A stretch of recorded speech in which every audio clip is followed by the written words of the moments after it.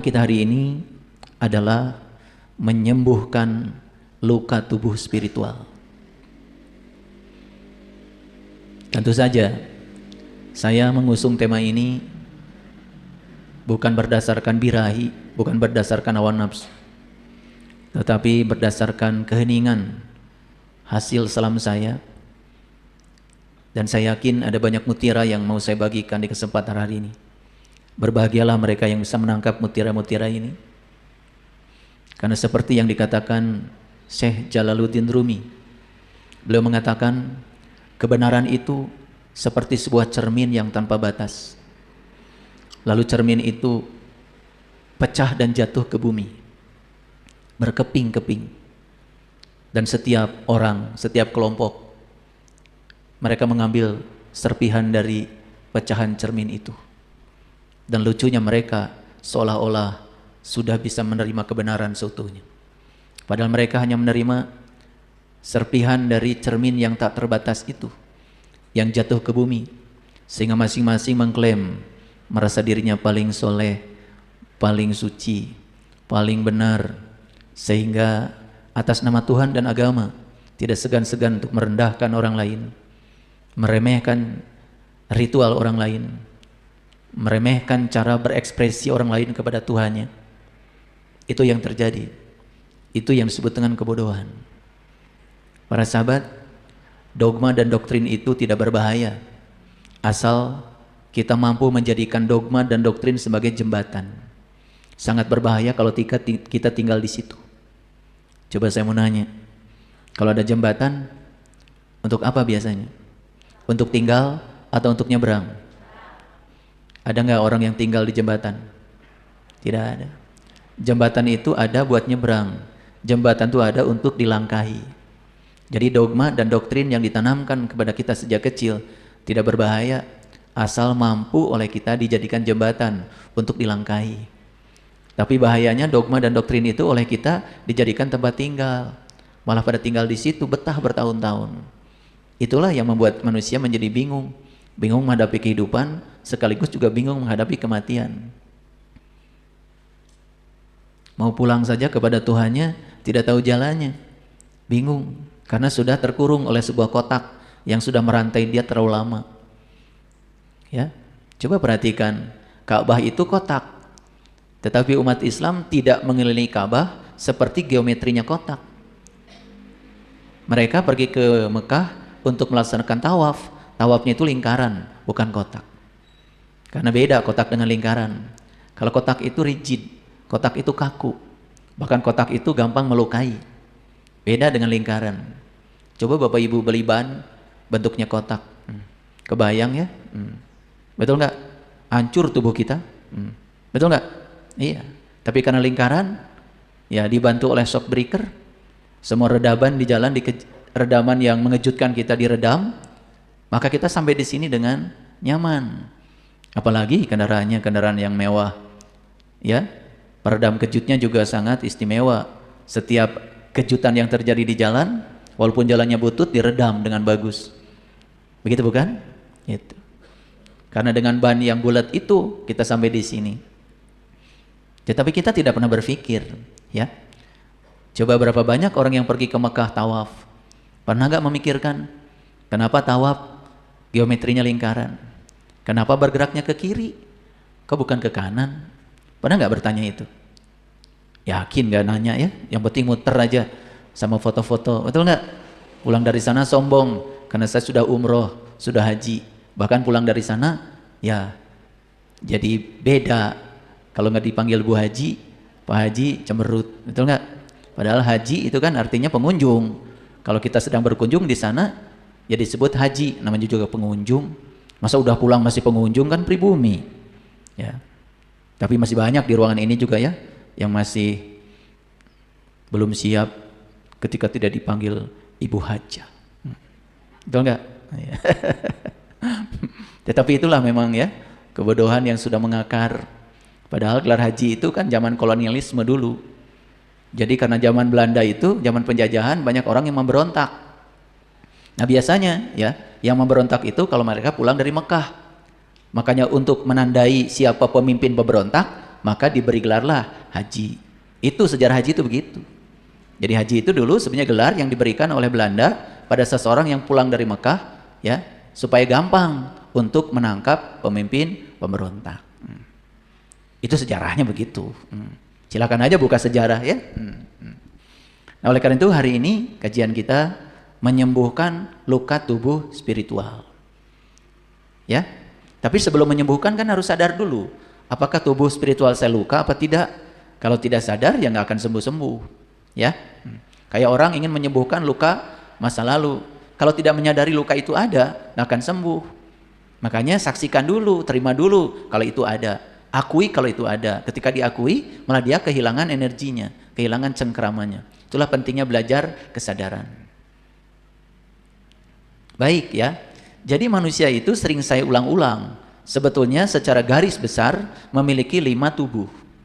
Tubuh yang paling atas itu namanya tubuh spiritual. Nah di bawah itu tubuh yang kedua namanya tubuh intuisi. Makanya orang yang tubuh spiritualnya sudah sehat, biasanya intuisinya jalan. Nah orang yang intuisinya jalan, biasanya kecerdasannya melampaui pikirannya. Makanya banyak orang yang punya kecerdasan yang melampaui pikirannya.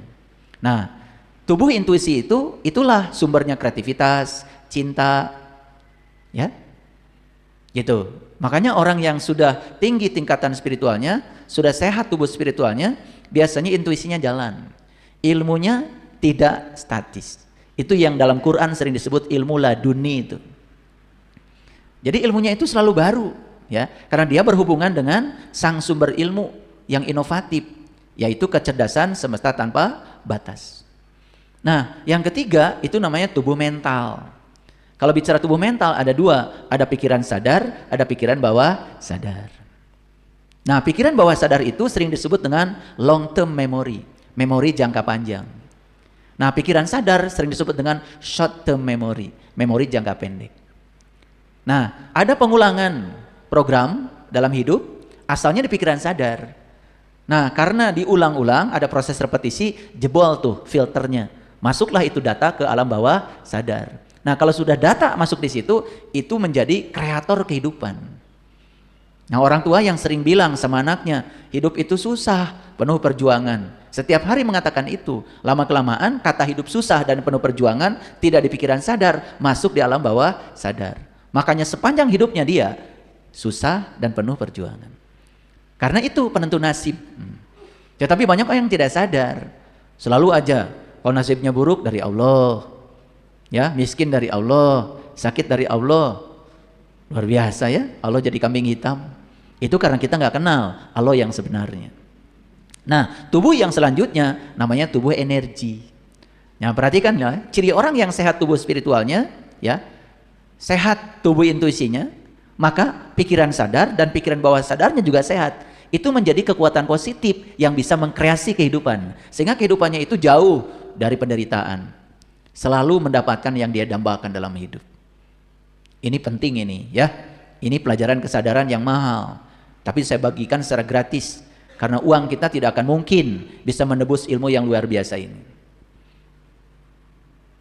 Jadi Bapak Ibu tidak usah baca banyak buku lagi kalau dengar kajian saya. Karena semua buku yang tingkat dunia, ya, buku apapun yang terbaru, itu pasti kalau ada buku baru dalam bidang spiritual, neuroscience, pasti saya baca dan langsung saya bagikan setelah saya praktekkan. Jadi jangan heran ya kalau ya dengarkan kajian saya itu ya multi sudut pandang. Itu karena saya merangkum dari banyak penelitian tingkat dunia, baik dalam bidang spiritual, science, neuroscience itu yang kemudian saya formulasikan dalam bahasa yang sederhana. Supaya semua ibu, bapak yang sekolahnya tingkatan apapun bisa menyerap rahasia ini. Ya, oke. Jadi tubuh yang keempat namanya tubuh energi. Nah, kalau tubuh energinya ya bermasalah, itu bukan di tubuh energi, masalahnya di tubuh mental. Tubuh mentalnya masalah, masalahnya di tubuh intuisi. Tubuh intuisinya bermasalah, masalahnya di tubuh spiritual. Maka hari ini kita akan bicara secara holistik di tubuh yang paling atas dulu. Karena kalau ini sembuh, semua tubuh ke bawahnya pasti sembuh. Nah, yang paling bawah itu yang paling kasar namanya tubuh fisik. Nah, perhatikan saya sekali lagi. Semua orang ya, semua orang menyangka ya bahwa yang disebut dengan fisik itu adalah fenomena fisik. Bukan. Fisik ini hanya proyeksi dari fenomena yang di atasnya. Jadi kalau orang sakit-sakitan, ya, hidupnya banyak penderitaan, itu sebetulnya bukan fenomena fisik itu. Itu fenomena tubuh di atasnya. Nah, apa yang terjadi? Bapak Ibu terus-menerus ya mencoba menyembuhkan sesuatu yang di tubuh fisik dengan cara fisik, makanya gagal. Harusnya yang disembuhkan tubuh yang di atasnya.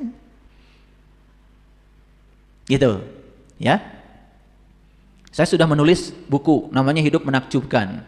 Itu hasil selam, ya, dan itu saya sudah praktekkan. Mungkin masih ingat ya, Rabu yang lalu ada seorang ibu dari Manado yang share di sini, ya. Beliau mengalami kebangkrutan yang luar biasa, suaminya kena stroke, kemudian diubah cara berdoanya mengikuti yang saya ajarkan. Jadi doanya tidak meminta tetapi bersyukur. Jadi doanya diganti, terima kasih Tuhan, suami saya sudah bisa makan lagi padahal masih disonde. Terima kasih Tuhan, suami saya sudah sembuh padahal masih sakit. Jadi itu memiliki kekuatan yang luar biasa, apalagi ketika diucapkan dengan kekuatan emosi yang ada di jantung. Makanya jantung manusia ini disebut pusat gravitasi emosi. Kekuatan jantung ini 5.000 kali lebih kuat dari kekuatan imajinasi yang ada di otak. Itu menurut riset neuroscience. Nah, gaul dikit ya, gaul dikit. Nah, sekarang Bapak Ibu, banyak gak yang tubuh fisiknya sakit? Banyak? Banyak? Oke. Itu fenomena fisik atau fenomena mental? Sebetulnya itu fenomena mental. Tetapi kebanyakan orang terus-menerus mencoba ya melakukan treatment di area fisik. Makanya sakit lagi, gitu. Ya, miskin lagi. Bahkan ada kata-kata yang miskin semakin miskin, yang kaya semakin kaya. Itu cocok dengan hukum kesesuaian yang namanya the law of correspondence. Yuk, sekarang saya akan bicara tentang bagaimana caranya menyembuhkan luka tubuh spiritual. Jadi ini ada tubuh spiritual dan tubuh spiritualnya sekarang luka. Nah, tentu saja tidak cukup dengan betadin. Ya, ini harus ditelusuri dulu. Kenapa ada tubuh yang luka, terutama tubuh spiritual. Oke, sekarang mari kita flashback ke belakang dulu, ya. Bapak Ibu masih ingat nggak dulu? Menyebut nama sendiri aja belum lancar. Kan Bapak Ibu begitu lahir ke dunia diberi nama kan? Menyebut nama sendiri aja belum lancar, masih cadel. Bahkan nggak tahu panjangnya apa. Tapi dari kecil kita sudah diajarkan tentang satu kata, Tuhan. Betul nggak? Yang kemudian ya lebih spesifik lagi di tiap keyakinan ada nama-nama tertentu. Barangkali dalam Islam ya nama itu Allah. Betul nggak? Nah, setelah nama itu diinformasikan kepada kita bahwa Allah itu adalah Tuhan, tidak berhenti di situ. Kemudian kita diberi gambaran-gambaran tentang Allah itu. Betul nggak? Kamu nanti harus ngaji ya. Kalau nggak ngaji nanti sama Allah kamu nanti akan dimasukkan ke dalam neraka. Itu gambaran bukan? Gambaran bukan? Gambaran. Kalau kamu nanti rajin ngajinya, nanti kamu sama Allah akan dimasukkan ke dalam surga. Ini saya bicara dari pengalaman saya. Kayaknya sama ya, Bapak Ibu mengalami itu. Betul? Oke. Ketika anak itu menyakiti temannya, dia nangis. Ya. Kan harusnya dia nangis karena menyesal telah menyakiti temannya. Betul nggak? Tapi sudah masuk tuh gambaran tentang Tuhan. Dia menangis itu karena takut. Karena kalau kita nyakitin orang akan dihukum sama Tuhan gitu. Masuk nggak itu barang? Masuk.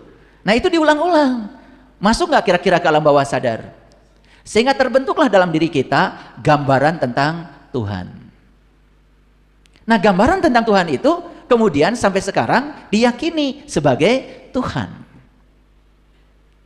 Betul nggak? Kan dari kecil kita tidak dikenalkan Tuhan. Dikenalkan gambaran tentang Tuhan. Tuhan itu harus diberi nama tertentu, harus disembah dengan cara tertentu, ya kan? Kita diajarkan kitab suci, kita harus bisa membacanya. Kalau panjangnya nggak pas, kamu nanti masuk neraka. Pernah nggak ada pelajaran begitu? Bayangkan pelajaran itu terus menerus tiap hari, betul nggak? Dari TK, SD, SMP, SMA, sampai perguruan tinggi pelajaran agama sama seperti itu. Semua adalah cerita tentang Tuhan, bukan dikenalkan Tuhan yang tak terbatas, Tuhan yang ada pada diri kita, yang sekarang pun mewujud nyata sebagai napas kita, daya pada diri kita, yang membuat kamu bisa melihat, yang membuat kamu bisa mendengar, yang membuat kamu bisa mendengarkan kajian saya hari ini. Nyaris tidak pernah dikenalkan yang nyata itu. Dari kecil ya, konsep surga dan neraka terus dicekokkan pada kita, sehingga anak dilatih kalau dia ibadah untuk surga, kalau tidak ibadah dilatih supaya dia takut pada neraka. Diajarkan Tuhan, digambarkan seolah-olah Tuhan punya sifat yang berbeda. Ketika kita baik pada dia, disediakanlah surga. Ketika kita tidak baik sama dia, disediakanlah tempat untuk menyiksa orang-orang yang tidak baik pada Tuhan. Digambarkan Tuhan yang rapuh, seolah-olah Tuhan itu perlu dibela, seolah-olah Tuhan itu perlu dijaga, seolah-olah Tuhan itu tersinggungan, seolah Tuhan itu galak. Kalau tidak ikut sama dia, maka kita akan diazab. Masuk nggak pelajaran itu sama otak Bapak Ibu? Masih ada nggak program itu di otak Bapak Ibu? Oke. Jadi jangan-jangan yang disembah Bapak Ibu sebetulnya bukan Tuhan yang sebenarnya, tapi hanyalah gambaran-gambaran tentang Tuhan yang disampaikan oleh orang-orang yang menggambarkannya, dan kita setuju. Jangan-jangan ibu bapak setiap hari tidak berdoa pada Tuhan yang meliputi langit dan bumi, yang tanpa batas, yang maha pengasih, yang maha penyayang, yang maha lembut. Tapi kita berdoa kepada Tuhan menurut gambaran dan citra kita. Jangan-jangan. Pernah nggak di ruang hening yang sepi, tiba-tiba meluncur ada pertanyaan seperti itu? Pernah nggak Bapak Ibu? Setelah semua ritual agama dilakukan, setelah semuanya dijalankan, tapi malah kita merasakan ada kekosongan dalam diri. Dalam ruang hening kemudian kita mulai jujur, jangan-jangan yang saya sembah itu hanya gambaran dan citra tentang dia. Jangan-jangan yang saya sembah itu cuma simbol, bukan yang sebenarnya. Betul nggak Bapak Ibu? Ya, setiap keyakinan kan punya simbol tertentu, dan simbol itu kemudian disucikan. Betul nggak? Bukan Tuhan yang disucikan, simbolnya yang disucikan. Dan lama-kelamaan kita pun menganggap seolah-olah simbol itu adalah Tuhan.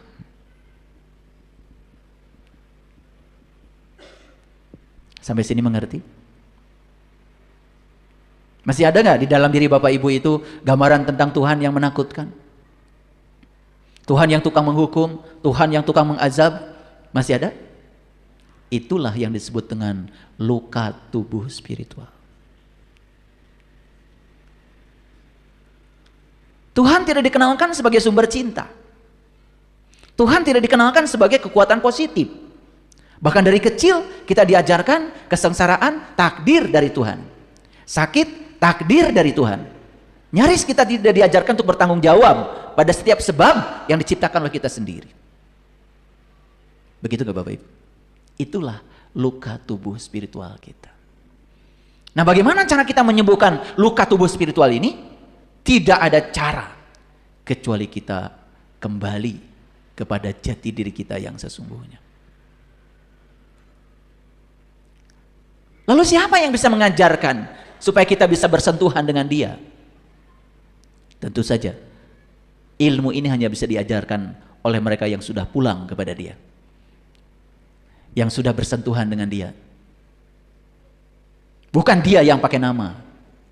Karena setiap nama yang disebutkan oleh kita, jangan-jangan malah justru membatasi Tuhan itu sendiri.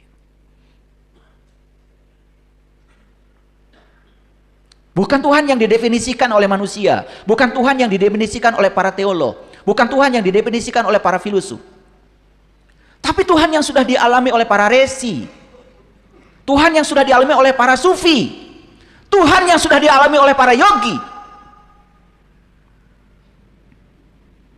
Mereka tidak pernah iklan.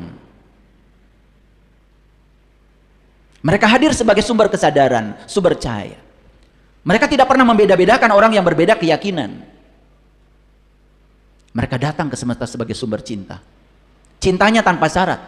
Dia bisa mencintai siapapun, apapun keyakinannya. Itulah para nabi, para rasul, para yogi, para sufi, para suci, para sunan, para wali, para resi. Dan mereka tenggelam ke bawah. Mereka hidup tanpa label. Bajunya biasa. Hidup sebagai orang biasa. Tapi mereka adalah sumber cinta, sumber sukacita, sumber kedamaian, sumber kesadaran. Tidak pernah menyebarkan kebencian. Tidak pernah menyebarkan konflik. Mereka sudah universal.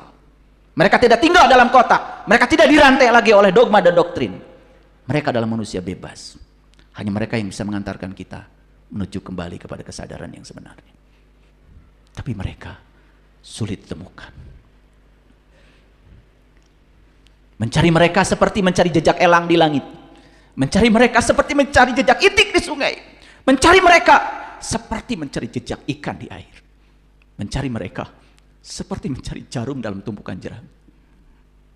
Yang berbicara Tuhan banyak. Di setiap rumah ibadah, di setiap upacara, banyak yang membicarakannya. Tapi yang sudah bersentuhan dengan dia, yang sudah merasakan kehadiran dia,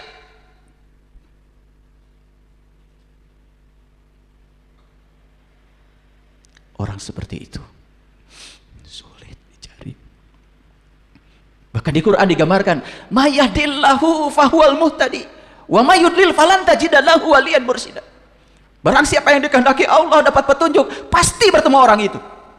Tapi barang siapa yang tidak dikehendaki Allah mendapat petunjuk, sampai mati tidak akan pernah bertemu dengan waliyan mursyida. Wali itu bahasa Arab artinya teman. Mursyid itu artinya cerdas.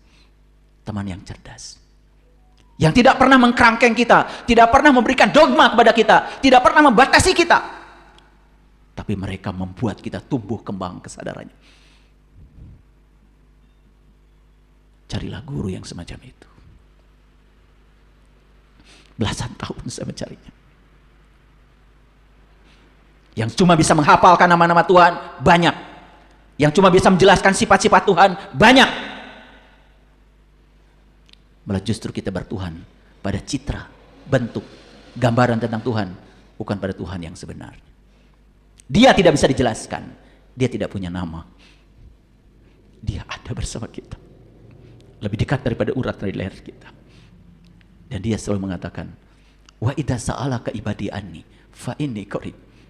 Jika ada orang yang bertanya tentang aku, katakan pada mereka, aku dekat. Tapi kenapa sedekat itu dia bersama kita? Kok kita tidak merasa bersentuhan? Kenapa sedekat itu dengan kita, tapi kita tidak merasakan kehadirannya? Ada masalah apa dengan diri kita? Tubuh spiritual kita sudah luka sejak kita lahir. Dilukai oleh orang tua kita, dilukai oleh lingkungan kita, dilukai oleh orang-orang yang mengatasnamakan guru. Pimpinan itu, pimpinan ini. Mereka tidak tahu. Tapi mereka tidak tahu bahwa mereka tidak tahu. Tapi mereka menganggap seolah-olah mereka tahu, padahal mereka tidak tahu. Cuma mereka tidak tahu bahwa mereka tidak tahu. Di Quran ada satu ayat yang mengatakan bahwa sesungguhnya orang-orang yang menyesatkan manusia bisa jadi orang-orang yang terpilih. Kelihatan terpilih, terpandang, bajunya seperti baju suci. Tapi dia menyesatkan. Silahkan cari supaya ada PR. Itu dinyatakan dalam satu ayat dalam Al-Quran. Bisa jadi mereka yang menyesatkan itu adalah orang-orang yang dianggap terpilih di masyarakat. Panutan. Diikuti segalanya.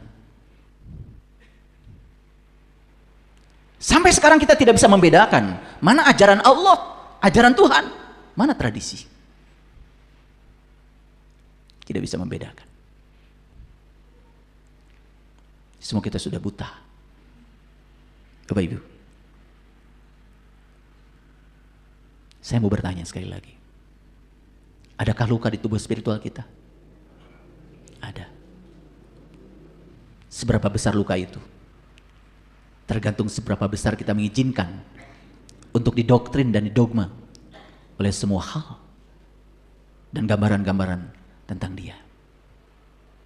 Bapak Ibu, mungkin pernah melihat lafaz Allah, alif lam lam ha. Begitu disakralkan lafaz itu, sampai kita lupa kalau itu cuma tulisan Allah.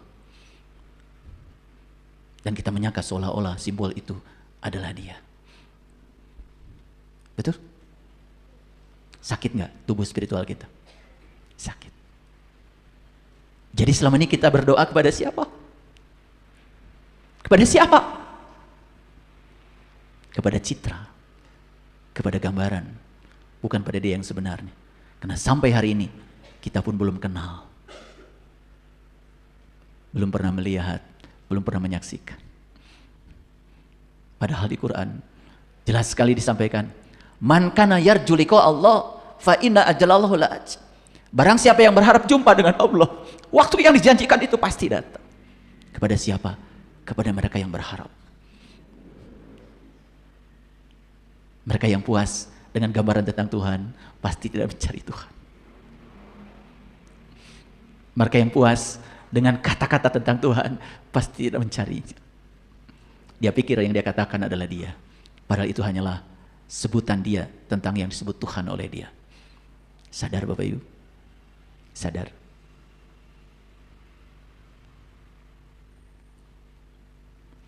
Itu sebabnya di Quran surat Yunus surat 10 ayat 36 ada ayat yang sangat-sangat luar biasa.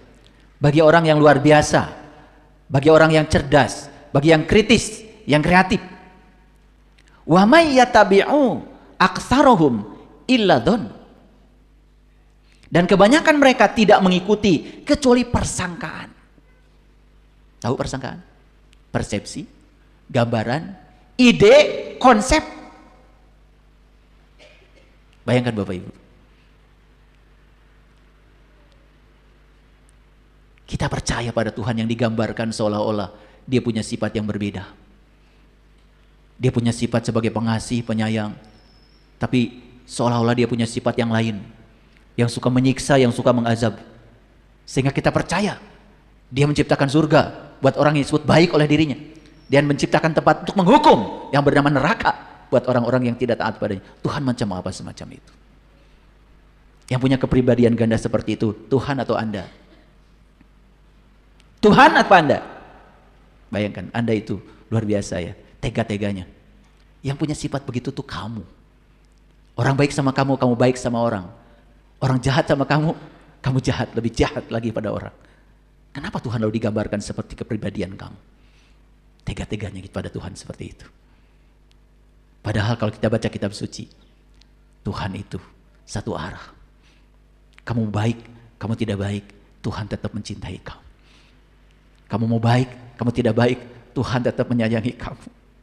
Coba sekarang, orang jahat masih bernafas, koruptor masih bernafas, orang yang menyakiti orang lain masih bernafas. Betul?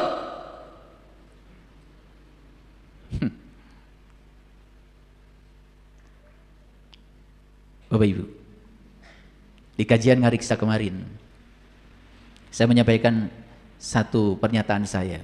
Renungkan itu.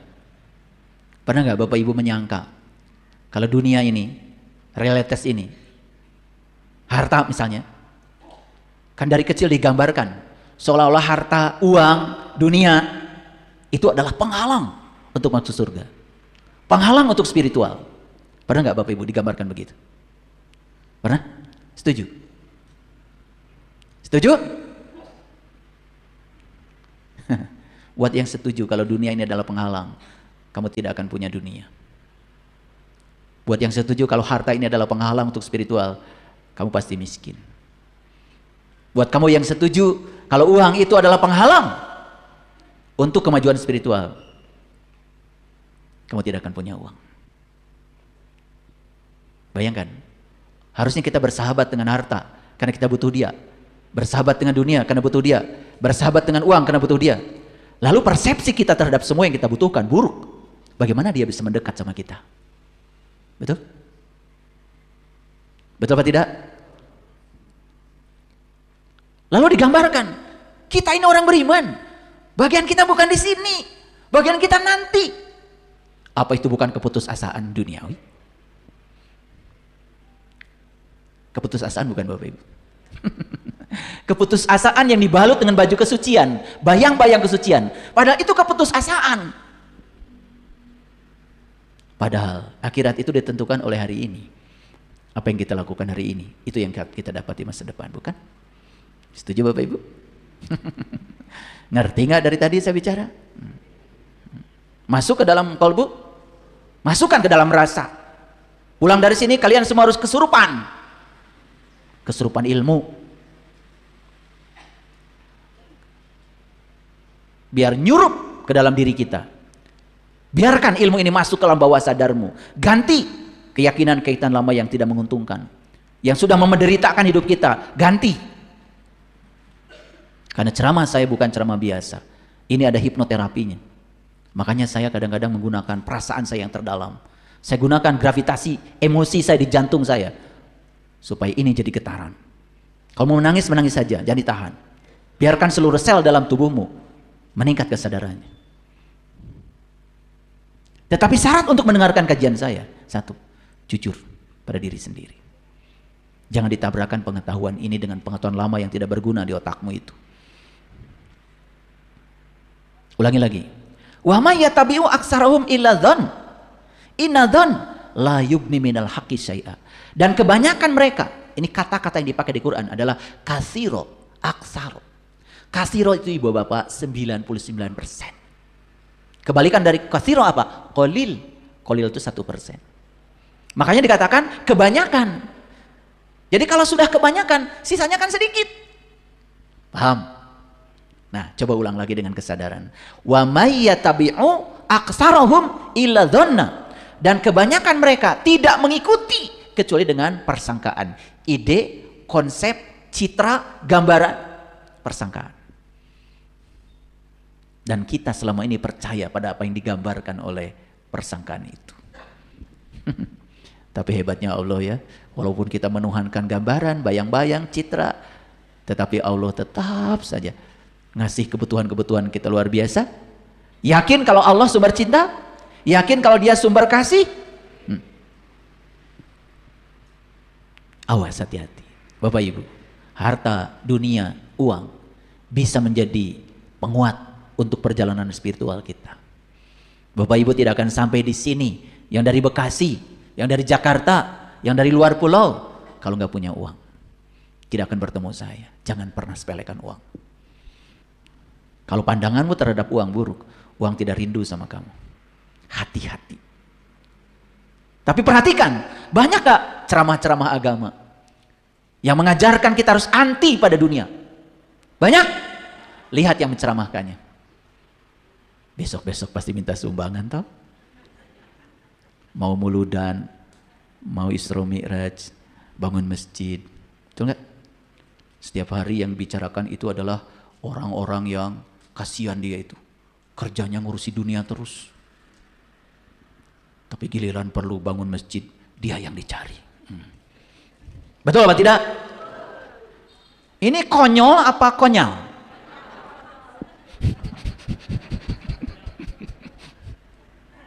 Sadar nggak Bapak Ibu?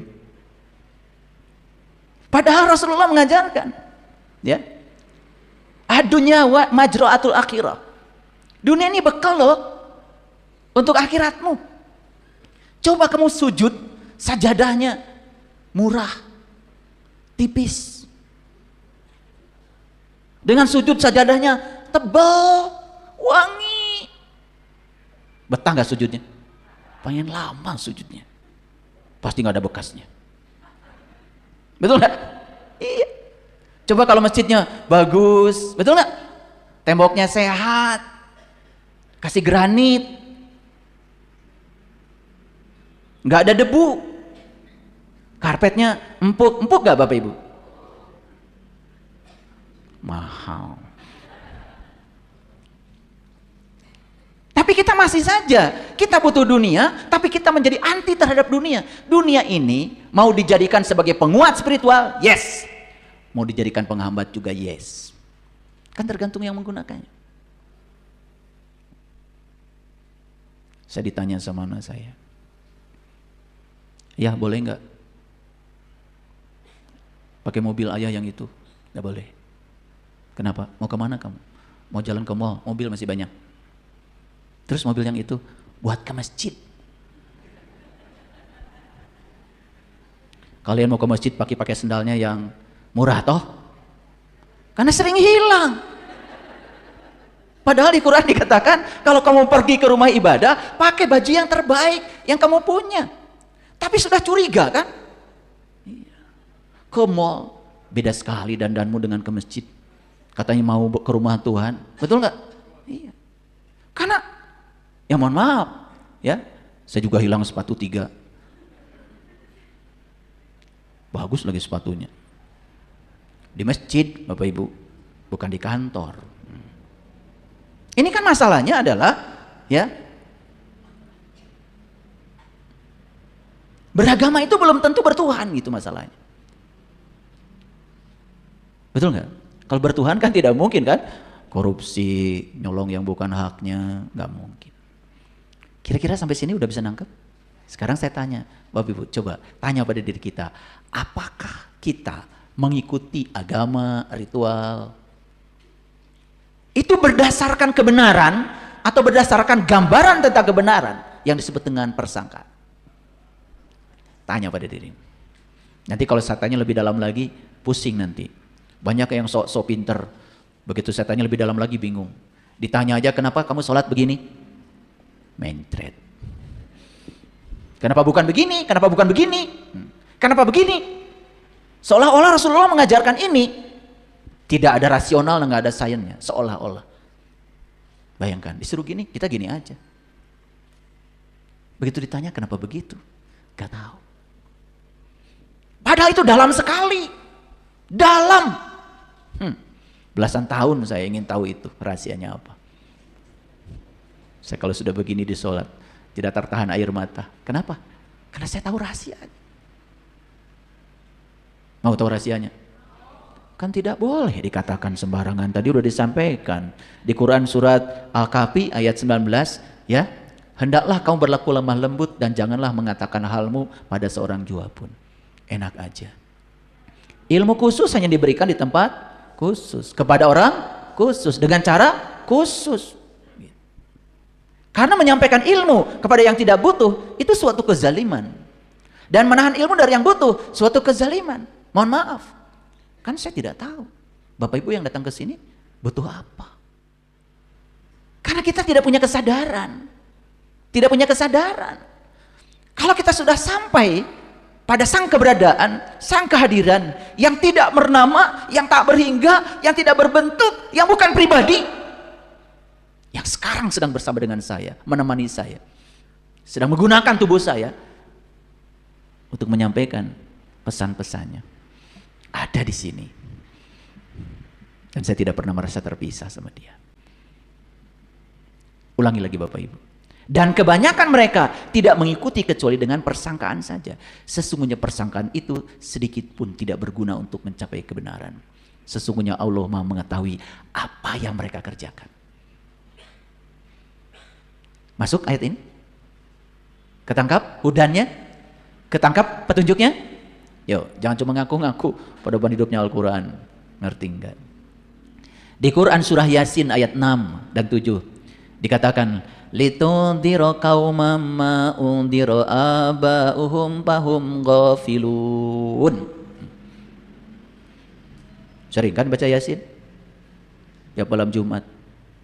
Betul? Sering baca ayat ini? Sering. Tahu artinya apa? Luar biasa. Ini ayat jelas sekali agar kamu memberi peringatan kepada kaum yang bapak-bapak mereka belum pernah diberi peringatan, karena itu mereka lalai. Ini ayat pertama jatuh pada Nabi Muhammad. Jadi Nabi Muhammad itu disuruh oleh Allah memberi peringatan kepada satu kaum yang kaum ini oleh bapaknya belum pernah dikasih peringatan, makanya mereka lalai. Peringatan tentang apa? Peringatan tentang diri sejatinya. Peringatan tentang Tuhan. Kan kita, Bapak Ibu, mohon maaf. Bapak Ibu kita melaksanakan agama begitu, kita ngikut aja kan? Nyaris tidak pernah bertanya. Apakah yang diyakini mereka itu gambaran tentang Tuhan? Apakah diyakini mereka itu Tuhan yang sebenarnya? Nyaris tidak pernah ada pertanyaan. Betul nggak Bapak Ibu? Ayo jujur. Litundhira qauman ma undhira aba'uhum fahum ghafilun. Jadi tugasnya para nabi, para rasul, dan para pewarisnya itu memberi peringatan kepada kaum yang oleh bapak-bapak mereka belum dikasih peringatan itu. Tentang apa? Tentang diri sejati. Kita kan diajarnya kan hafalan. Betul nggak? Ya Allah, ya Rahman, ya Rahim, ya Malik, ya Kudus, ya Salam, ya Mu'min, ya Mu'min. Kalau sudah hafal nama-nama itu rasanya sudah bertuhan aja. Betul? Padahal itu kan cuma nama-nama. Kalau ada nama, ada nggak yang diberi nama? Tertarik untuk ketemu yang punya nama atau puas bertemu nama-namanya?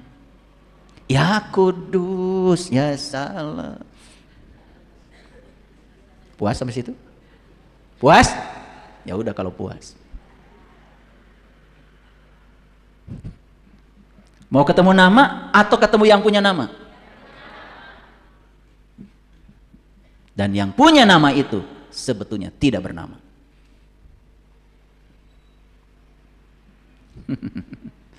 Sadar? Sadar nggak? Waduh, kalau udah hafal Asmaul Husna 99 langsung bertanding. Agustusan. Pertandingan Asmaul Husna. Saya bukan anti itu.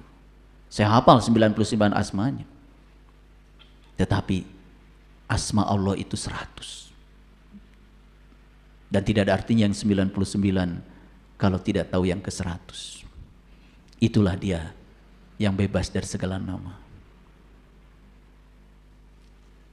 Saya mau tunjukkan dulu sama Bapak Ibu. Itu Saiful Karim bukan?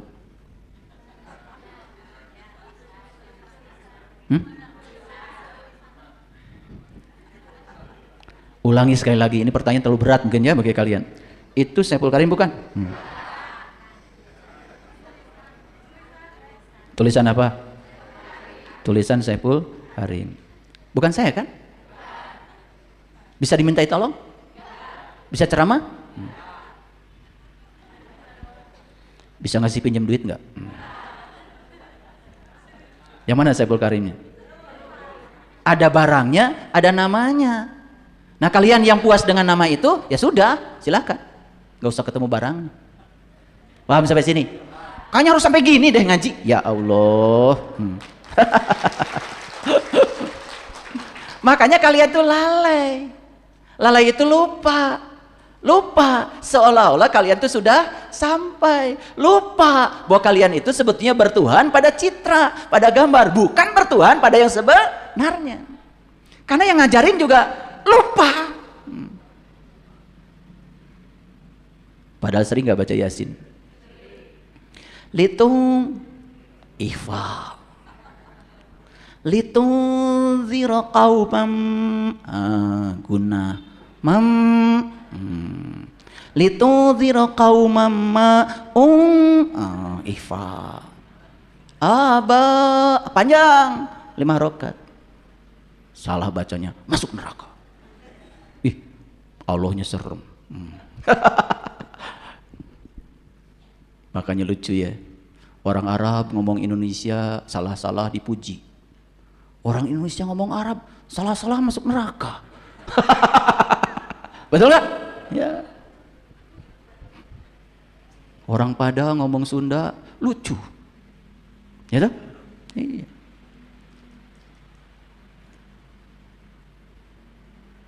Orang Sunda ngomong Padang salah-salah lucu, betul nggak?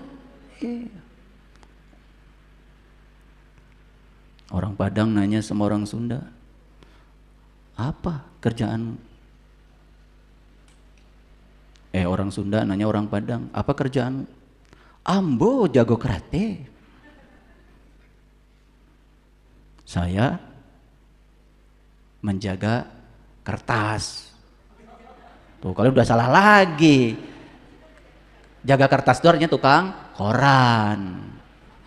Udah salah lagi kan? Iya. Langsung dipukul sama orang Sunda. Buk! Orang Padang ngomong lagi, sakit. Salah lagi orang Sunda, sakio, Sunda. Pukul lagi yang kedua, kalau udah saki, orang Sunda bilangnya sakio. Tapi lucu kan? Lucu, tadi juga kalian lucu, pura-pura ngerti aja tadi. Ambo jago karate, disangkanya ya ahli karate. Udah salah lagi kalian, betul nggak?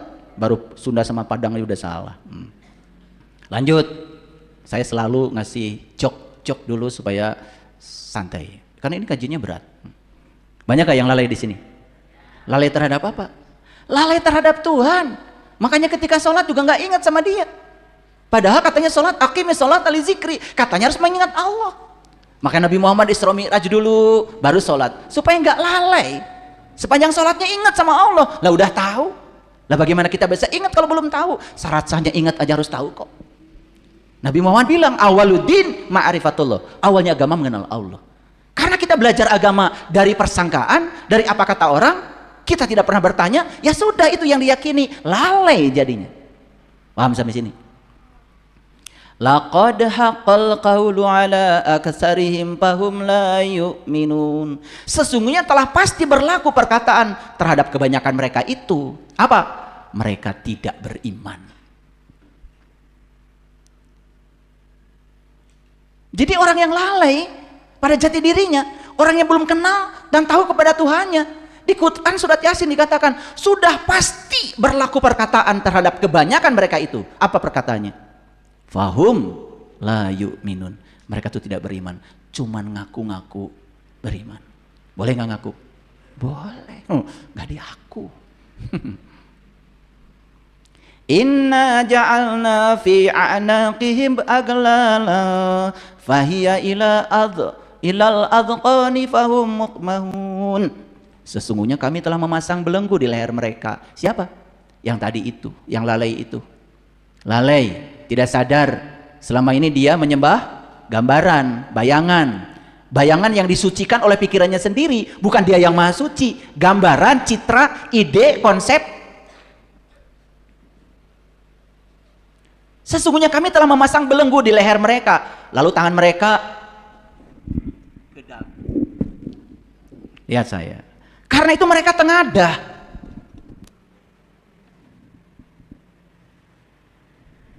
Paham tidak? Pasti enggak.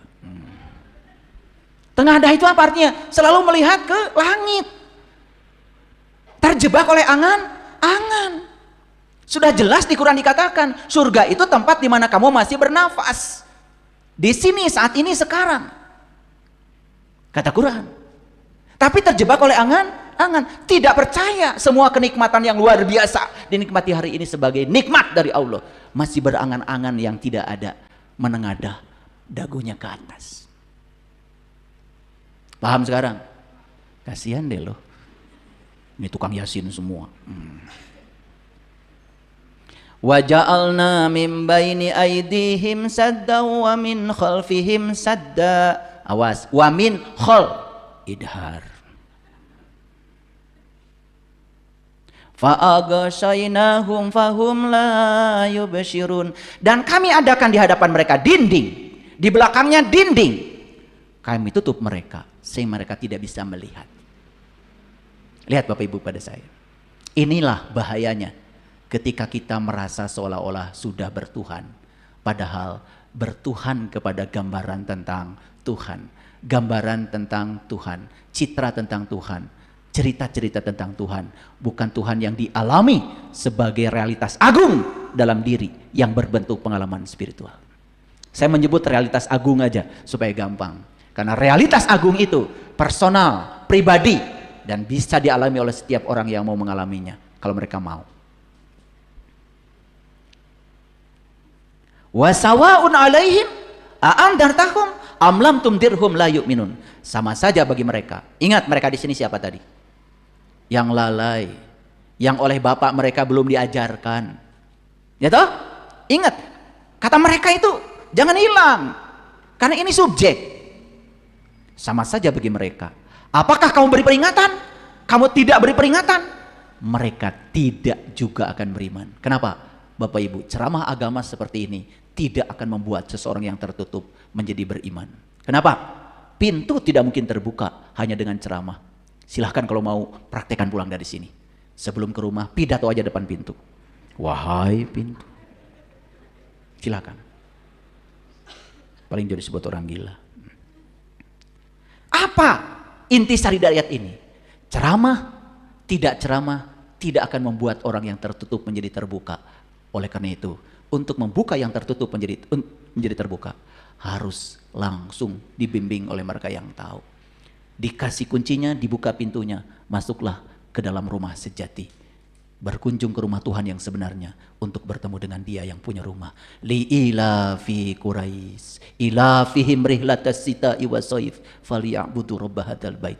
Kata Allah, sembahlah yang punya rumah, jangan pernah kau sembah rumahnya. Indah Bapak Ibu? Sering baca ayat itu? Sering. Kenapa? Tertarik karena isinya atau pendeknya? Pasti, luar biasa. Pasti itu pilihan ayat untuk imam tarawih ya. Lucu kalian itu. Dalam Quran surat Ar-Rum, surat ke-30 ayat 8. Dan mengapa mereka tidak memikirkan tentang diri mereka? Perhatikan saya. Ini pertanyaan dari Allah. Mengapa kamu tidak memikirkan tentang diri kamu? Kau tidak punya kesempatankah untuk memikirkan siapa diri kamu? Dari mana kamu asal? Apa tugas kamu di sini? Dan setelah ini kamu mau pulang kemana? Pernahkah kamu memikirkan tentang diri kamu? Bapak Ibu, semua manusia sekarang sibuk memikirkan yang di luar dirinya. Gampang menyalahkan, gampang menyesatkan orang lain, gampang menuduh salah pada orang lain. Karena dia keluar bukan ke dalam. Tetapi dia tidak pernah memikirkan tentang dirinya dia sendiri. Coba pikirkan tentang diri kamu. Saya sejak kapan ya beragama? Pernah bertanya begitu? Siapa ya yang menyuruh saya beragama? Kenapa ya saya harus beragama? Apa pentingnya beragama? Terus kalau tidak beragama bagaimana ya? Agama itu apa ya? Pernah nggak nanya begitu? Katanya Tuhan saya Allah. Allah. Ini alif lam lam ha. Itu kan tulisan. Terus yang mana ya? Allah. Apa Allah itu? Pernah nggak bertanya begitu? Kamu disuruh beriman. Pernah nggak bertanya? Iman. Apa sih iman? Taruhlah paling sederhana. Iman itu percaya. Bagaimana cara percaya kalau tidak ada? Apa saya bisa percaya pada sesuatu yang saya belum menyaksikannya? Pernah bertanya begitu nggak? Umatnya Nabi Musa aja disuruh iman sama Allahnya Musa. Diabadikan di Quran surat Al-Baqarah ayat 55. Hai Musa, aku tidak akan beriman pada Allahmu itu sebelum aku bisa melihat Allahmu dengan jelas, dengan terang. Masuk akal nggak Bapak Ibu permintaan itu? Masuk? Kan imannya itu ingin sungguh-sungguh. Bukan apa kata orang, bukan gambaran, bukan citra, tapi yang sebenarnya. Sekali lagi, renungan kata-kata saya. Dan mengapa mereka tidak memikirkan tentang diri mereka? Sekarang Bapak Ibu jadi memikirkan? Jadi memikirkan. Saya agamanya Islam. Apa sih Islam itu? Kenapa Islam itu menjadi syarat mati? Apa pentingnya mati harus Islam? Pernah nggak bertanya begitu? Jadi yang Bapak Ibu pikirkan selama ini apa? Matematika? Fisika? Atau buat laptop? Kita ini jadi kontribusinya apa? Terhadap dunia juga tidak berkontribusi, tidak ada temuan kita. Betul nggak? Terhadap spiritual, kesadaran juga nggak ada kontribusi. Jadi kontribusinya apa? Quran yang katanya kitab suci nggak dikuasai. Betul nggak? Tubuh aja yang mewah ini tidak pernah dipelajari. Betul nggak? Coba Bapak Ibu ketika sakit, pernah nggak memikirkan, kenapa ya saya sakit? Dari mana nih sakit saya? Kenapa sakit saya lambung? Pernah nggak bertanya? Kalau bertanya coba, kok lambung ya? Gitu. Tidak berhenti di obat sakit lambung. Dia cari, setelah minum obat, besok jadi lagi.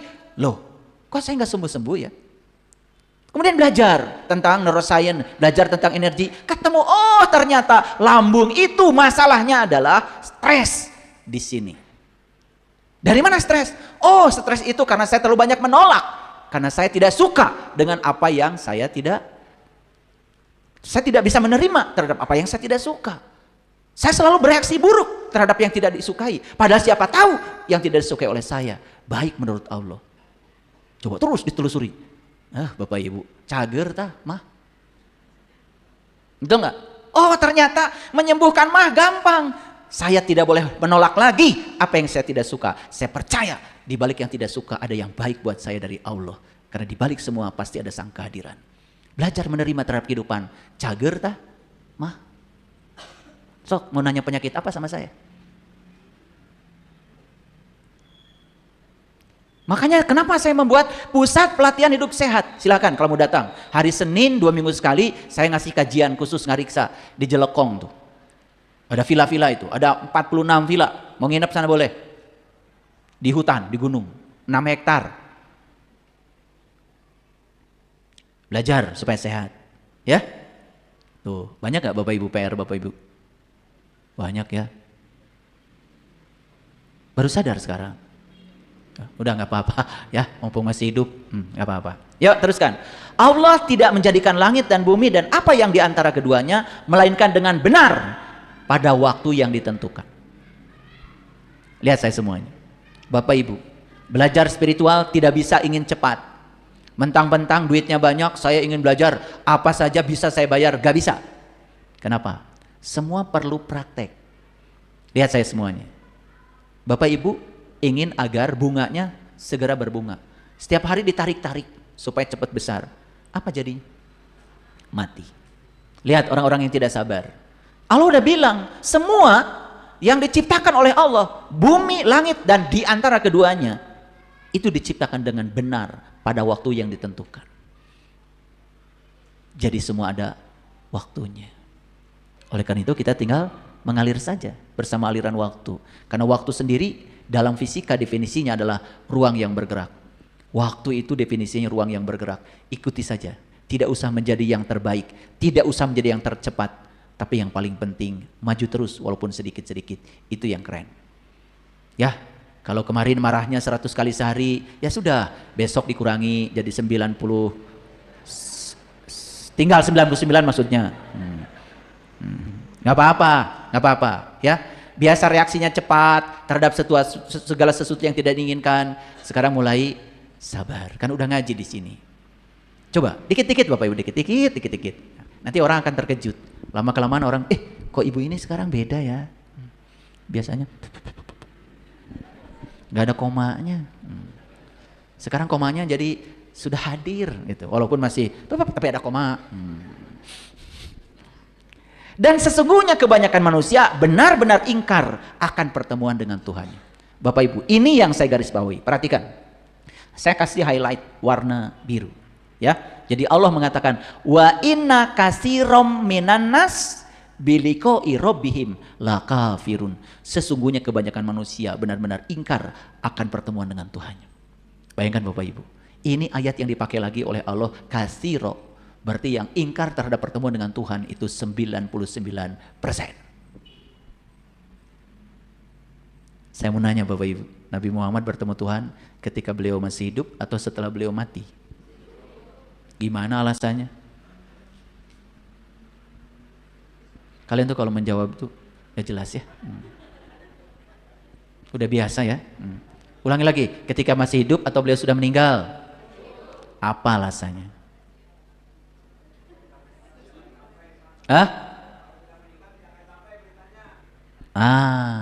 Kan Nabi Muhammad itu katanya Isra Mi'raj.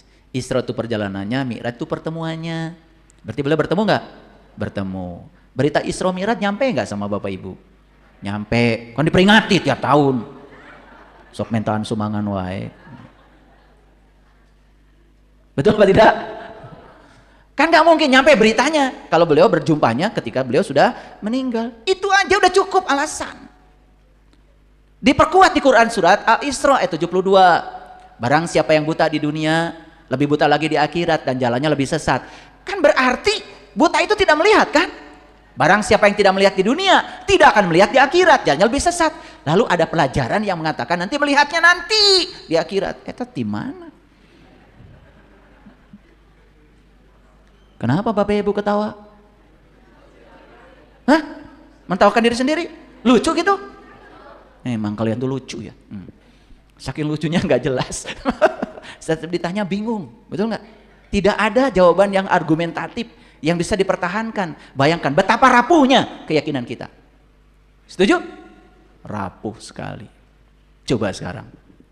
Bapak Ibu, sejak kecil diajarkan untuk mengaku beragama. Yes? Orang tua agamanya apa, kita pun ngikut aja. Betul nggak? Pernah nggak ada yang disuruh memilih gitu? Ada nggak? Nggak ya? Sejak kecil disuruh mengaku sebagai orang yang beriman. Betul nggak? Diberi identitas. Betul? Oke. Diajarkan arah kiblat. Udah diajarkan dari kecil arah kiblat. Kemana? Ka'bah. Itu saking kuatnya dari kecil, seolah-olah Allah itu ada di Ka'bah gitu. Betul nggak? Terbentuk nggak itu? Terbentuk. Makanya menceng sedikit, seolah-olah, wah ini menceng. Nggak nyampe ini sujud saya sama Allah. Apalagi mencengnya ke Moskow. Padahal Nabi Muhammad mengajarkan kiblatain. Beliau awalnya juga kiblatnya sesuai yang diajarkan oleh orang-orang pada masa itu. Tapi beliau kemudian berpikir, apa iya ini kiblat saya? Maka beliau mencari kiblat yang sejati.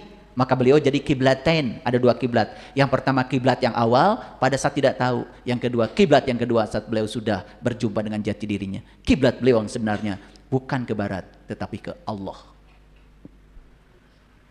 Sekarang saya nanya Bapak Ibu, kiblatnya udah 2 atau masih 1? Jawab atuh. Nu mana? Ka'bah. Saya mau nanya, itu Ka'bah bangunan bukan? Materi bukan? Allah bukan? Jadi yang kalian sembah apa? Tuh, gitu aja bingung ya? Nah lanjut. Diajarkan surga dan neraka dari kecil. Percaya? Percaya. Surga buat siapa? Yang baik. Neraka? Nah, Bapak Ibu dari kecil berarti memandang Tuhan itu punya pribadi yang berbeda? Iya atau baru sadar sekarang? Oh, tiba ulama tuh sadar. Coba, kalau dia menciptakan surga dan neraka, berarti dia punya pribadi ganda. Betul nggak? Betul? Sekarang saya mau tanya, Allah itu maha suci nggak? Maha pengasih nggak? Maha penyayang nggak? Apa artinya maha? Segala-galanya. Tuh, kalian tuh kalau nggak jawab nggak jelas. Hah? Paling? Nggak jelas, tambah nggak jelas. Apa? Tambah nggak jelas. Meliputi. Kalian tuh kalau ngejawab ngasal ya. Nggak tahu siapa gurunya ini. Lihat saya semuanya. Saya memanaskan paku sampai merah. Saya masukkan ke sini. Diukur suhunya. Suhunya naik. Karena paku melepaskan kalor. Jadi kalor yang ada di paku itu dipindahkan tuh ke air. Akibatnya paku jadi dingin, air jadi panas. Clear sampai situ? Apakah paku yang panas berpengaruh terhadap air? Berpengaruh. Yes? Sekarang paku yang sama, saya masukkan ke air, tapi airnya 1 ember. Naik nggak suhunya? Mungkin naik kalau diukur, tetapi kenaikannya berbeda nggak dengan air yang ini? Kira-kira lebih besar mana kenaikannya? Yang ini. Oke. Sekarang paku yang sama saya lemparkan ke kolam renang, naik gak suhunya? Paku yang sama saya lemparkan ke laut, naik gak suhunya? Nah, itu paku melepaskan panas gak ke laut? Melepaskan, atau jadi tiis eta paku teh nya ka mana panasna? Nu kieu wae lieur maraneh. Jadi paku itu tadi dilemparkan ke laut, melepaskan panas nggak ke laut? Melepaskan. Eta karasaeun ku laut panasna. Kenapa? Jadi ngerti sekarang maha. Allah itu maha artinya tidak terpengaruh oleh apapun. Kamu mau brengsek hidupnya, Allah tidak tersinggung, dia maha suci. Kamu mau benci sama Allah kayak apapun, Allah nggak akan benci kamu. Karena dia kasih sayang tanpa batas. Jadi maha itu artinya tak tersentuh. Maha itu bahasa pasarnya emang gue pikirin. Paham sampai sini? Paham? Ini semua orang bikin dosa, tidak akan mengotori Allah, dia maha suci. Paham sampai sini? Piraku sudah dijelaskan tadi, nggak ngerti wae. Paham ya? Bayangkan itu paku, ya, dipanaskan, dilemparkan ke laut. Melepaskan panas? Melepaskan. Tetapi laut tidak merasakan kiriman panas dari paku karena dia tanpa batas. Itu pengertian maha. Ternyata ya, ngerti maha aja. Acan tiba heula. Kalian mah ada duka kemana wae. Paling cenah. Jadi kalau Allah tidak terpengaruh, ya Allah mah jongjon. Kebayang nggak kalau Allah kesinggungan? Betul nggak? Waduh. Tapi selama ini kan kalian menggambarkan Allah itu suka tersinggungan. Betul nggak? Baca Arab kurang tepat sedikit langsung masuk neraka. Waduh. Itu dari mana itu? Bingung saya belajar ilmu tauhid. Nggak jelas. Lanjut. Ya. Dari kecil diajarkan berbagai ritual. Oke. Ritual yang Bapak lakukan dari kecil Bapak Ibu, merasa paling benar nggak ritual itu?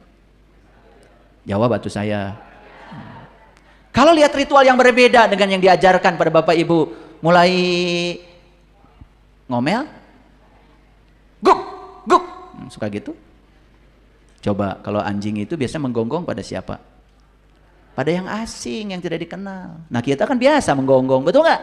Beda dikit, sesat, betul nggak? Karena dari kecil diajarkan satu-satunya ritual yang paling benar, ini loh nak. Yang lain salah. Alergi nggak lihat ritual yang berbeda? Itu alergi sampai sekarang nggak? Ada yang manggut tuh tadi. Kalau masih alergi pada yang begitu berarti kalian tuh memang punya penyakit alergi. Itu penyakit kulit namanya tuh, gatal-gatal. Lanjut. Dari kecil diajarkan nggak untuk membenci yang berbeda? Jawab atuh. Diajarkan mbak, ini benar, itu sesat. Benci nggak sama yang disebut sesat itu? Kenal orangnya? Pernah ngobrol sama dia? Pernah menimba ilmunya? Kata orang sesat langsung benci. Hebat ya kamu itu. Luar biasa. Dari kecil diajarkan yang paling benar nggak? Di luar itu semuanya salah, betul? Oke.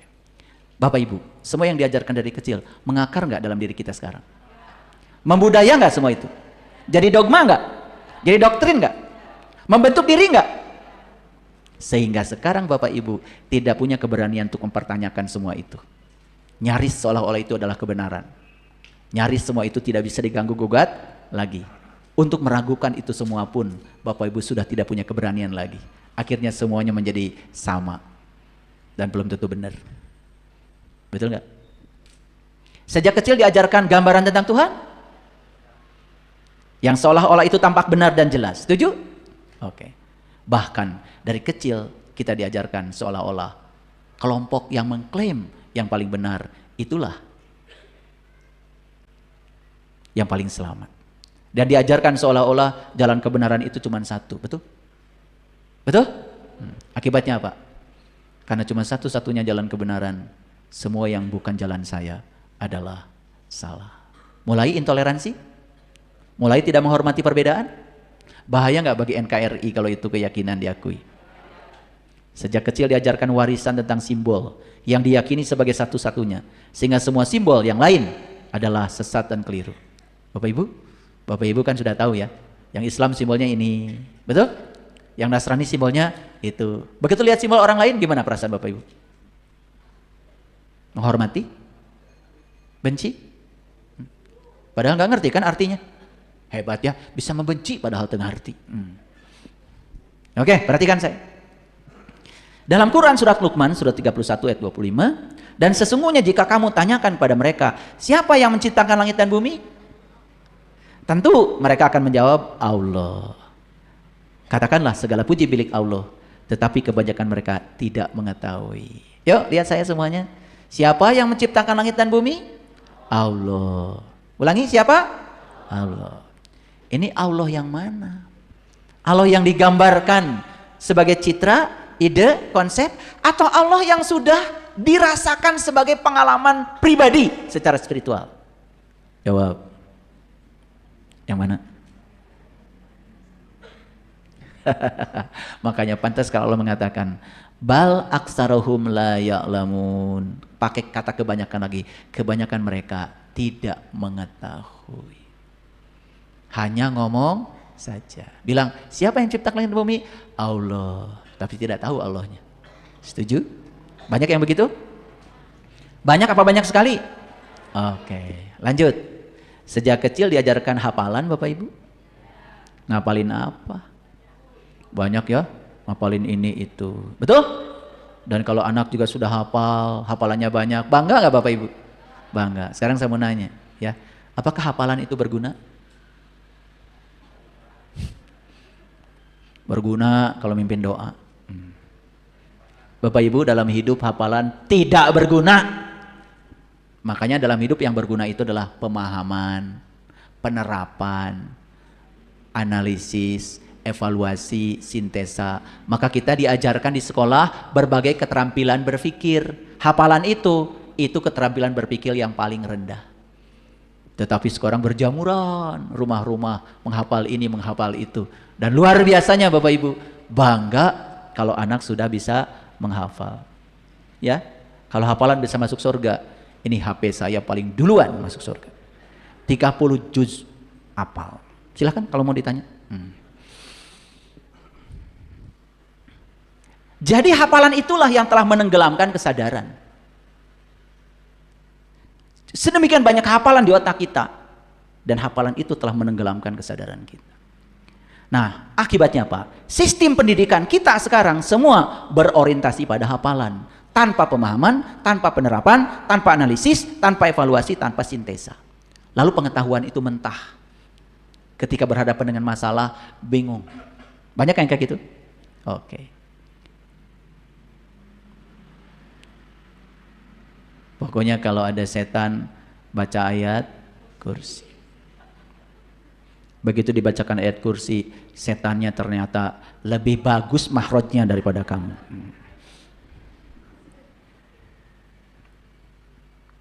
Padahal itu ayat kursi, kalau didalami maknanya, luar biasa. Harusnya ayat kursi itu menjadi pribadi, menjadi sikap, menjadi darah daging yang mengalir, menjadi prinsip. Kan Allahu la ilaha illa huwal hayyul qayyum. Allah tidak ada selain Dia. Dia yang senantiasa berdiri tegak dan berdiri sendiri. Tidak pernah tertidur, tidak pernah terkantuk. Itu maksudnya kenapa kita mesti takut sama yang lain? Di alam semesta ini tidak ada yang lain selain Allah. Tidak ada coupling yang dikuasai oleh yang selain Dia. Tidak ada tandingannya. Buat apa saya takut sama setan? Itu maksudnya. Makanya setan itu ketemu saya aja sungkan. Belum dibacain ayat kursi aja udah pada pergi. Karena sudah jadi prinsip. Allahu la ilaha illa huwal hayyul qayyum la ta'khudhuhu sinnatu wa la naum. Lahu ma fis samawati wa ma fil ardh. Man dzalladzi yasfa'u indahu illa bi idznih. Coba lihat saya semuanya. Tidak ada satu peristiwa pun yang terjadi tanpa seizin Dia. Kalau semua peristiwa terjadi karena kehadirannya, karena keberadaannya. Terus buat apa kita menilai peristiwa benar salah, baik buruk? Karena semua itu adalah kebenaran. Terima semuanya apa adanya. Man dzalladzi yasfa'u indahu illa bi idznih. Luar biasa Bapak Ibu. Luar biasa enggak? Luar biasa nggak ayat kursi? Sejak kapan tahu luar biasa? Oh, sejak barusan.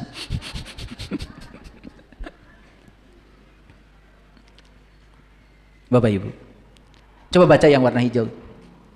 Dalam diri setiap manusia terdapat sebuah ruang sunyi yang akan membangkitkan pertanyaan yang menggugah kesadaran, karena ruang sunyi itu tidak bisa dipuaskan dengan hafalan dan kata-kata suci. Lihat saya semuanya.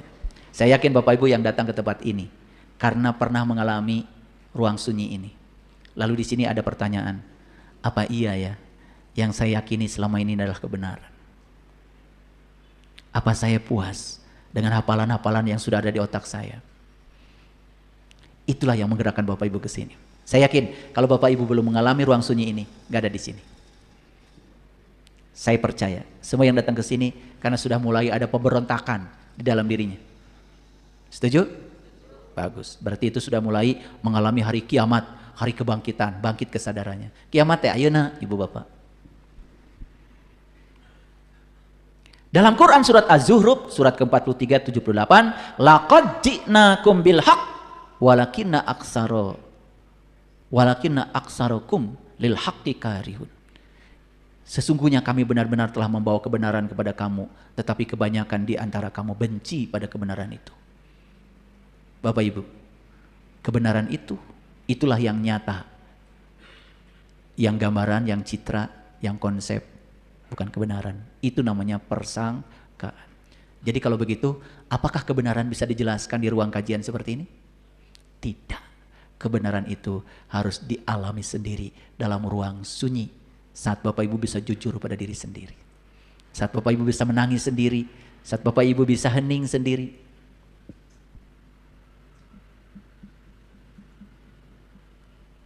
Ya, mau mengalami itu?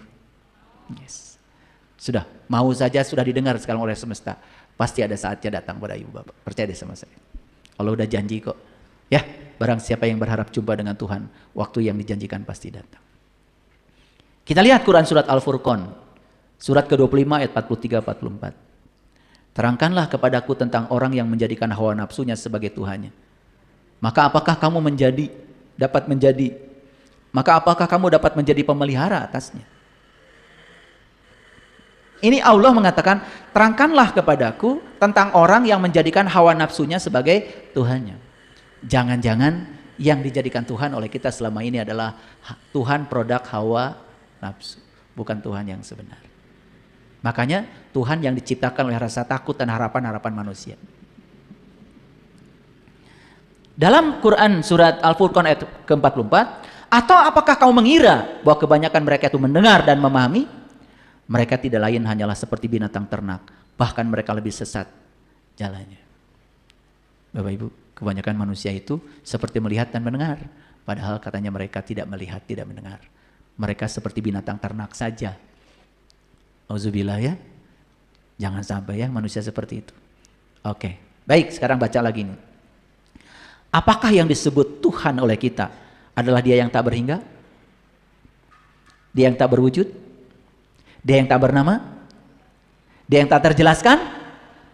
Atau hanya proyeksi kolektif dari rasa takut dan harapan manusia selama berabad-abad? Apakah kita menyembah Tuhan atau menyembah gambaran, citra, konsep, nama, bentuk yang dibentuk oleh budaya dan warisan yang disampaikan kepada kita? Saatnya untuk menyentuh Tuhan yang sesungguhnya dalam keheningan mendalam, dalam ritual yang mendalam. Saatnya kita jatuh cinta kepada Tuhan, bukan kepada gambaran tentang Tuhan. Kita harus kembali kepada saat di mana Tuhan mengenalkan dirinya. Ulangi, kita harus kembali kepada saat di mana Tuhan mengenalkan dirinya. Yuk, saya mau tanya, kapan Tuhan mengenalkan dirinya pada Bapak Ibu? Kapan? Oke, ini baca. Ini diabadikan di surat Al-A'raf ayat 172. Dan ketika Tuhanmu mengeluarkan keturunan anak-anak Adam dari sulbi mereka, dan Allah mengambil kesaksian terhadap jiwa mereka, seraya berfirman, bukankah aku ini Tuhan? Mereka menjawab, betul, kami menjadi saksi. Jadi kita harus kembali ke saat pertama Tuhan mengenalkan dirinya kepada kita. Bapak Ibu, di mana Allah mengenalkan ini pertama kali? Di rahim ibu. Makanya Nabi Yunus ditelan ikan, itu simbolik, bukan ditelan ikan beneran. Nabi Yunus itu kembali merasakan bagaimana saat beliau di rahim ibu. Saat itu beliau itu mati tapi hidup, hidup tapi mati. Dalam ajaran leluhur kita di Indonesia disebut mati sakjroning urip. Itulah saat pertama Tuhan mengenalkan dirinya kepada Bapak Ibu. Bapak Ibu harus mengulang kembali apa yang sudah dialami saat itu. Di mana? Di dalam kehidupan ini. Kepada siapa kita belajar? Belajarlah kepada mereka yang sudah mengalami ini.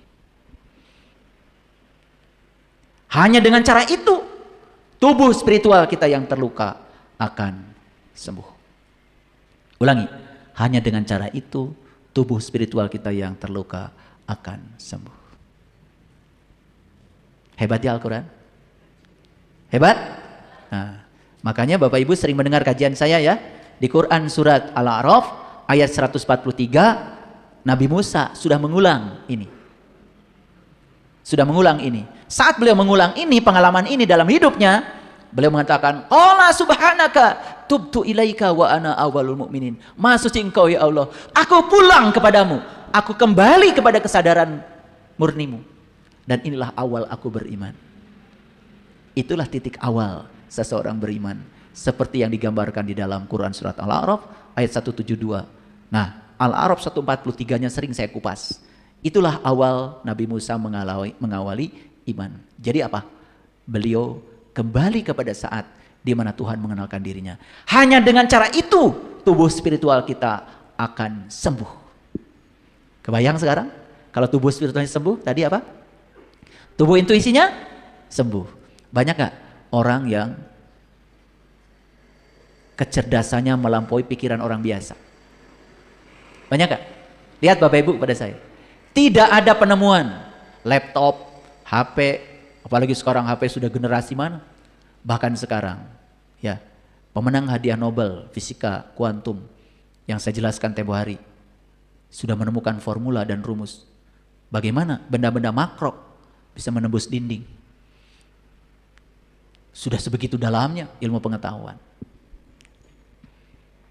Nah, kebayang gak Bapak Ibu? Kalau tubuh spiritualnya sehat, tubuh intuisinya sehat, tubuh mentalnya sehat, tubuh energinya sehat, tubuh fisik sehat. Disitulah kita akan bertemu dengan hidup yang menakjubkan. Lalu segala sesuatu menjadi datang tanpa harus bekerja keras. Segala sesuatu akan datang tanpa upaya yang keras. Mungkin banyak yang tidak percaya sama omongan saya, tapi saya sudah membuktikannya. Bapak Ibu, realitas ini bukan fenomena fisik. Realitas ini adalah fenomena spiritual, intuisi, mental, dan energi. Yuk perbaiki di situ.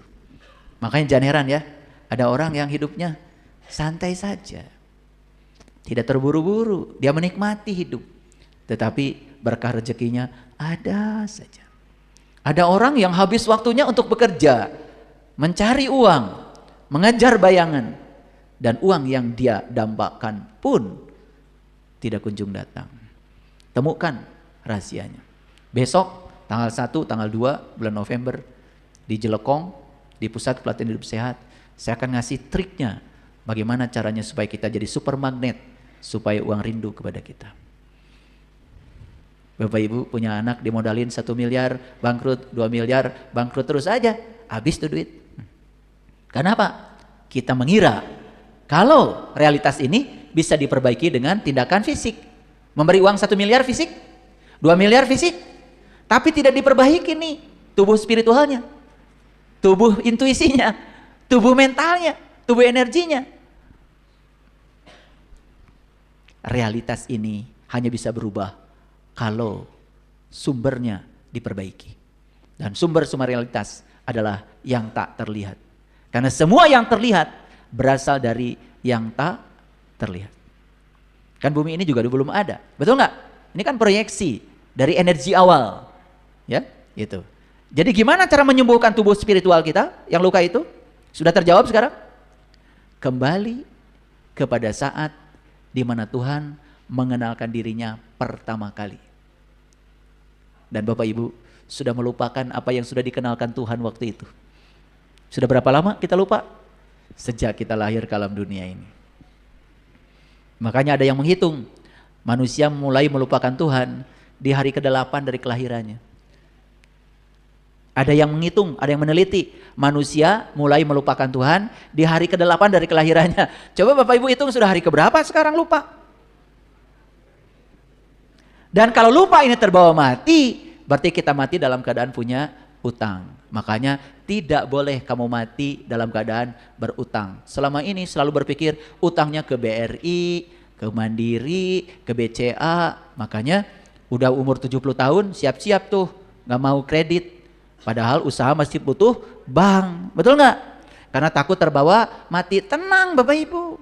Kan bank juga tidak mungkin ngasih kredit tanpa agunan. Kan Bapak Ibu mati juga tetap diambil kan agunannya. Ribet banget. Tetapi utang yang ini sangat pribadi. Asalnya kita kenal dan tahu kepada Allah, menjadi lupa dan lalai, harus kenal dan tahu lagi. Bayar utangnya. Kapan? Kapan?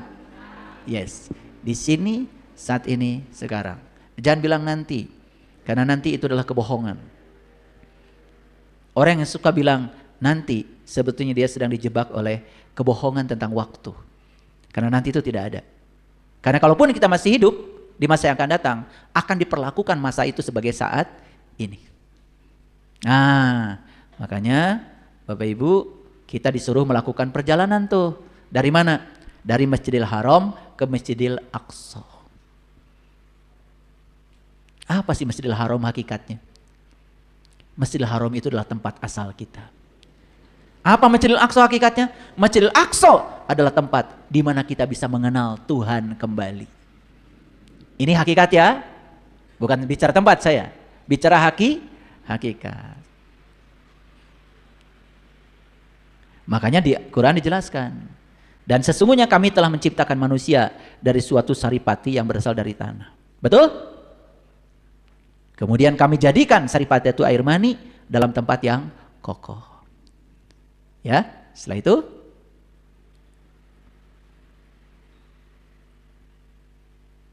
kemudian air mani itu kami jadikan segumpal darah. Segumpal darah kami jadikan segumpal daging. Dan segumpal daging itu kami jadikan tulang belulang. Lalu tulang belulang itu kami bungkus dengan daging. Di mana ini terjadi? Di rahim ibu. Setuju? Nah, sebetulnya itulah tempat asal kita. Kemudian kami jadikan dia makhluk yang lain. Maka masuklah Allah pencipta yang paling baik. Setelah sempurna penciptanya, lalu Allah tiupkan ruhku. Setelah ditiupkan ruhku, ditanya, alastu birabbikum, apakah aku ini Tuhan? Dan kalian saat itu menjawab, yes, yes, bala syahidna. Ya, aku menyaksikan. Tapi apa yang pernah kalian saksikan, sekarang sudah lupa.